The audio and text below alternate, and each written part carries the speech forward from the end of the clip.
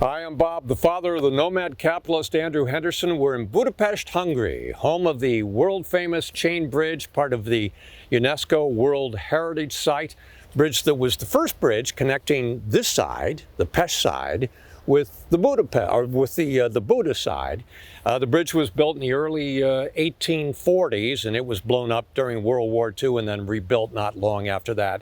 Beautiful bridge, get to walk across, over and back, and that's a lot of fun.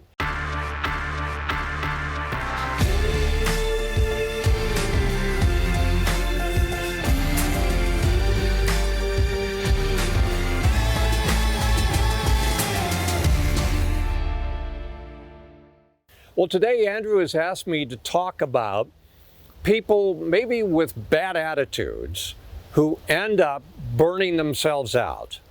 I think if you're going to be in business, I think it's pretty well known you've got to have an ego. I mean, this is what drives you. It's your confidence. It's hard getting up every day knowing that a lot of people are going to tell you no.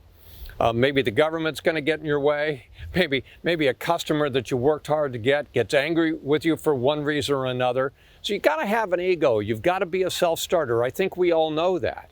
But in my business, and I was in wealth management for close to 40 years, I always talked to the people that worked in my organization, and I tried to tell myself every day when I walked into the office, "Now, Bob, you've got to check your ego at the door. It's not easy to do, but you've, in my opinion, you've got to check your ego in the door, and you've got to be humble.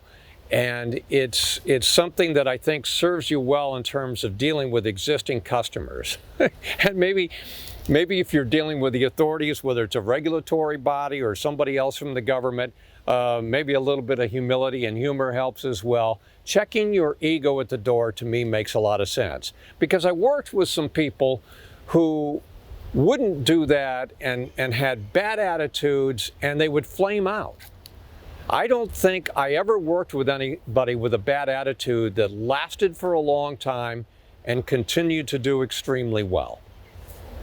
I think it also infects an organization. If you've got person or people with a bad attitude, I think that unnecessarily affects your organization. I think it's very difficult to hire people. I've told Andrew before, the toughest part, in my opinion, of being in business is the fact that you're really in the hiring and firing business. It's tough to find the right hires.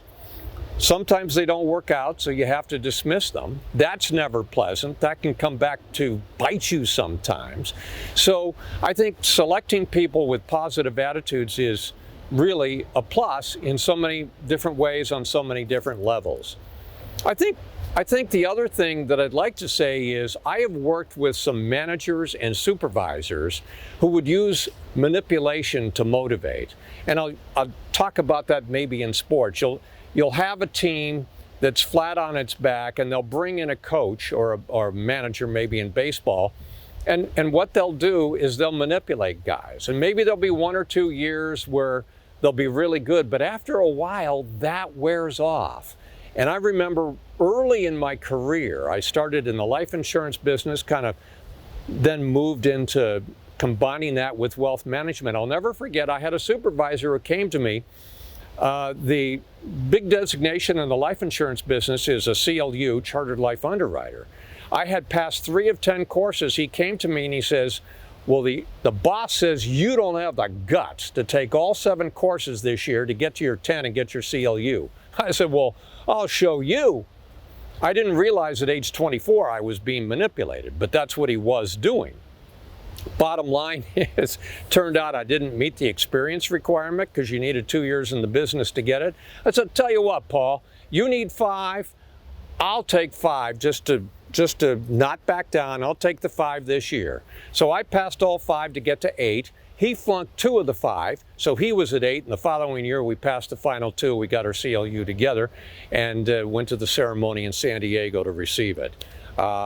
Point is, that was a manipulative tactic, and I resented that afterwards. Even though it turned out that it was a good thing for me to do, it was manipulation. You begin to think, well, what else are you manipulating me on?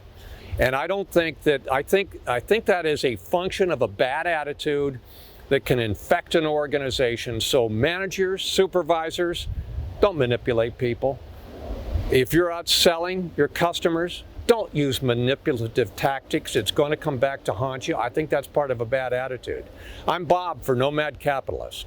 Hi, I'm Andrew Henderson from Nomad Capitalist. I wrote this book, which you can find on Amazon, to distill a lot of the stuff we talk about in these videos and a lot of the stuff I've learned over the last decade plus traveling all around the world, teaching you about how to legally reduce your taxes, build your personal freedom, and create wealth faster. Definitely get a copy of this book if you want to learn more. Now, if you want to watch more videos, make sure you subscribe to our channel and make sure you click the notifications bell so you never miss one of our new videos with more tips on how to go where you're treated best.